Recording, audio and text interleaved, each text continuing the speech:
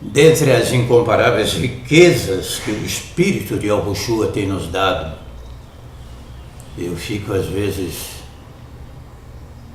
pensativo, não sei como expressar a minha gratidão, mas a palavra nos ensina, né, que darei ao Yahuwah por tantos benefícios que me tem dado. Tomarei o cálice da salvação, invocarei o nome de Yahuwah. Mas eu quero compartilhar com vocês nesta oportunidade sobre a fé associada ao conhecimento. A fé associada ao conhecimento. Não basta ter fé. Sem entrarmos muito aqui nos detalhes, numa fé que nos distingue dos seres irracionais, que muitos nascem com ela, que tende a desaparecer nos últimos dias.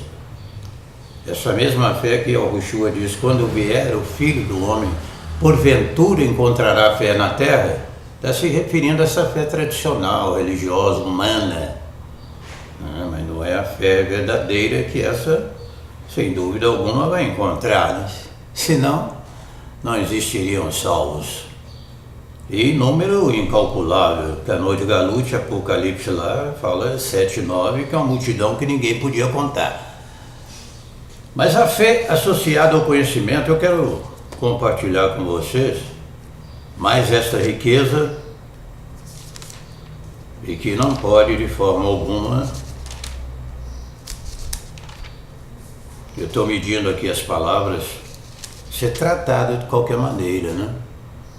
Leviandade, porque são revelações profundas e maravilhosas, incomparáveis para o nosso crescimento, para a nossa edificação espiritual. Menyahu, capítulo 8, conhecido também no hebraico mais bíblico e comum, tradicional, moderno, Matiti Yahu, eles ensinam hoje usando o hebraico mais popular, né? Vamos dizer assim, não é o hebraico arcaico.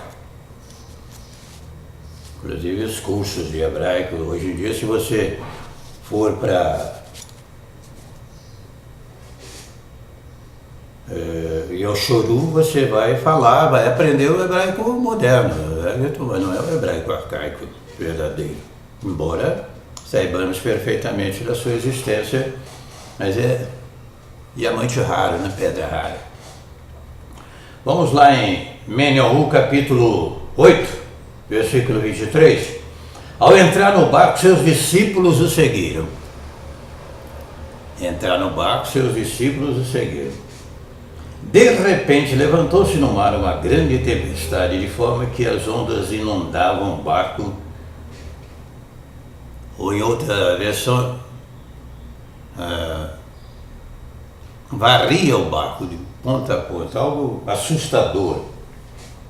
E Yahushua, porém, dormia. Dormia entre aspas, né, meu amigo? Porque não dormita nem dorme o guarda de Oxoru, mas humanamente falando, como homem, deu para entender? Precisa explicar? É óbvio que ele se alimentou também, dormiu, chorou diante do túmulo de Lázaro, o losou, mas como o próprio Criador que ali estava, dando-se a si mesmo, eu dou a minha vida para depois resgatá-la. Um muçulmano falou comigo, quando eu viajava na região de Jordânia, em Amã, ele falou comigo, me responda aqui,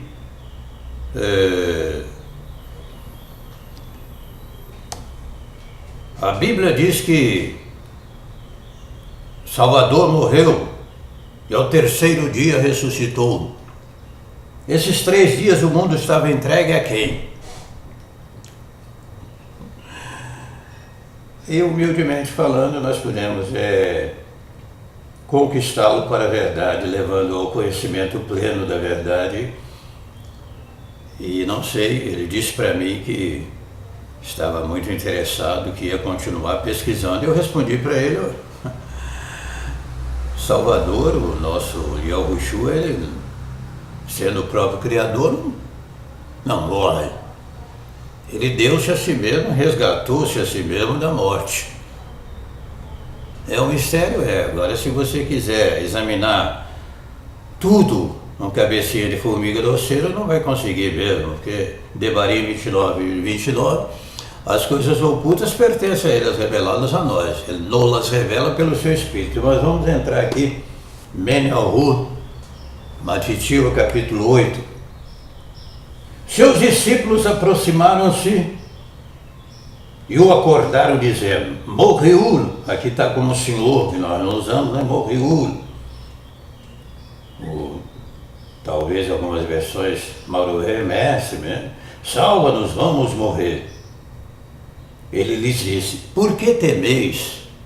Presta atenção, homens de pequena fé.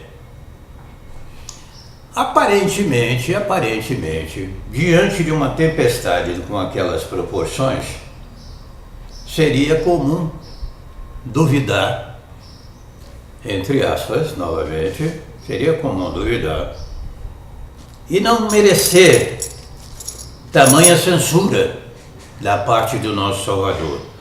Afinal de contas, você está numa tempestade no meio de uma catástrofe, uma coisa assustadora, e deve se manter firme, confiante e não duvidar.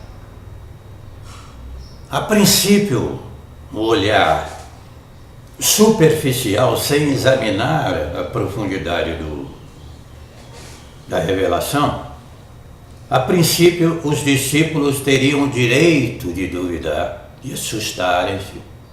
A princípio seria comum a parte humana então se aterrorizar diante de uma situação como aquela. Mas vamos prosseguir. Por que Yahushua usou esta exortação, esta censura, quando eles disse, por que temeis homens de pequena fé? Aí nós vamos entrar em a fé associada ao conhecimento. A fé associada ao conhecimento. Então levantou-se, repreendeu os ventos e o mar e fez-se grande calmaria ou bonança. Veja o versículo 27, o que diz que está associado à análise que nós estamos fazendo do texto na inteira dependência do Espírito da verdade. Aqueles homens se admiraram dizendo, quem é este homem? A quem até os ventos e o mar lhe obedecem. Quem é este homem a quem até os ventos e o mar obedecem? O que faltou nos discípulos não foi fé, mas conhecimento. Ushua 4,6, meu povo está sendo destruído porque lhe falta o quê? Fé? Não. É povo, deve ter uma fé, deve ter a fé, a própria fé, que pode ser aumentada, cultivada, preservada. Tanto é que lá em Judas, uma profecia que exorta também o meu povo, que eu tirei da terra do Egito, aqueles que não creram foram destruídos. Foi tirado da escravidão, foi tirado do mundo, foi salvo, se podemos analisar assim, mas depois destruído. Se permanecermos nele, e é o Yahushua, toda vara estando nele, que não der fruto, ele corta, estando nele, ligado com os dedos das mãos. Então não vai nessa conversinha de que uma vez salvo para sempre, tem muito o que pesquisar sobre isso, tá? Esse calvinismo aí, interpretado à moda da casa. Que na realidade ocorre são extremos. Uma vez salvo para sempre, e aqueles que acham que podem também perder a salvação de maneira em extremo. Nós temos que ser equilibrados, nenhuma coisa nem outra. Você tem que ser equilibrado. Essa história que uma vez salvo para sempre, Se você examinar o conteúdo escritural, levar a sério a parábola dos talentos, a parábola das 10 virgens, a videira verdadeira e outras mais, você vai ver que não é bem por aí. E também achar que qualquer coisa está perdendo a salvação, isso aí é criancice, porque o filho é disciplinado pelo pai.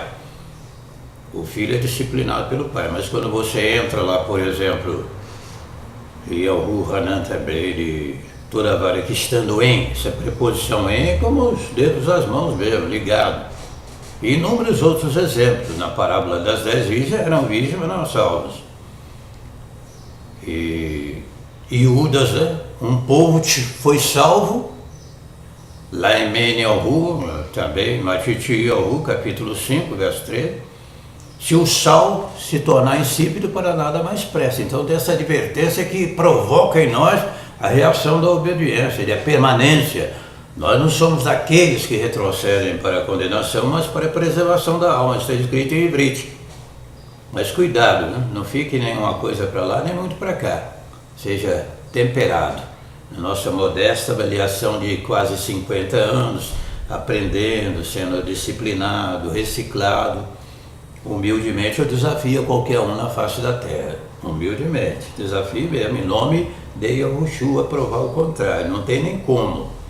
Você habita no esconderijo do Altíssimo, aí a sua sombra descansará. Mas se você não habita, não tem descanso, tem a perturbação mesmo.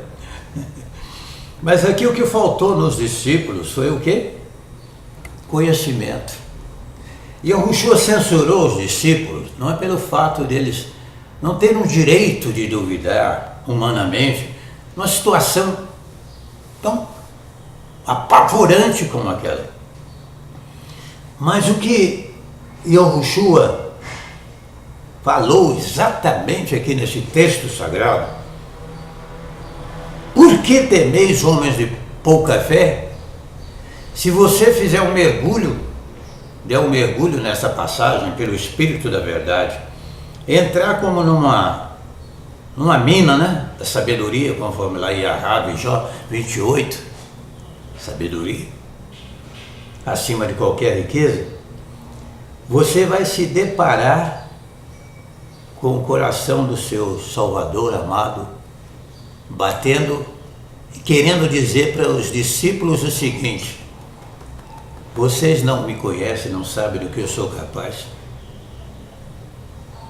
Tanto é que, na sequência, verso 27, aqueles homens se admiraram depois que ele ordenou que o mar se acalmasse. Aqueles homens se admiraram dizendo: quem é esse homem a quem até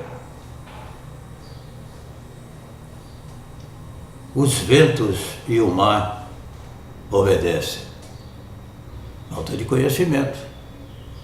As Escrituras nos exortam em Yoshua 6,3: conheçamos e o quê? Prossigamos em conhecer.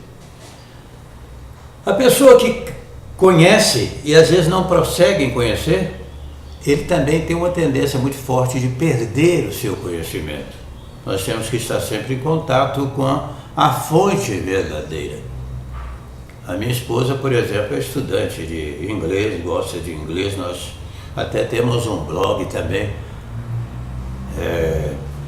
Inglês pelas Escrituras Sagradas.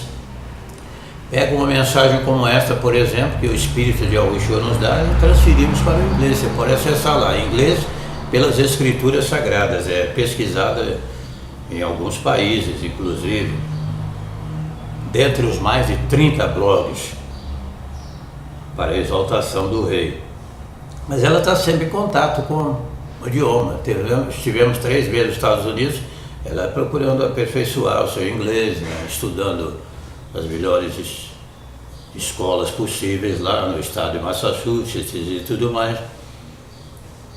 Então a pessoa está sempre convivendo com aquilo que ele aprendeu, não é mesmo? Tem coisas que a gente não esquece. Por exemplo, uma ilustração simples, mas para que você possa me acompanhar no raciocínio. Eu, por exemplo, nunca esqueci de nadar. Nadar a gente não esquece, andar de bicicleta, né? Pode cometer umas baberagens, mas você tem coisas que você não esquece, tá registrado, impregnado mesmo. Mas tem outras que você precisa reativar. Reativar. Acender novamente a chama. Acender novamente aquela chama. Então o conhecimento ele é progressivo. Conheçamos e prossigamos em conhecer. Aí é o rolê.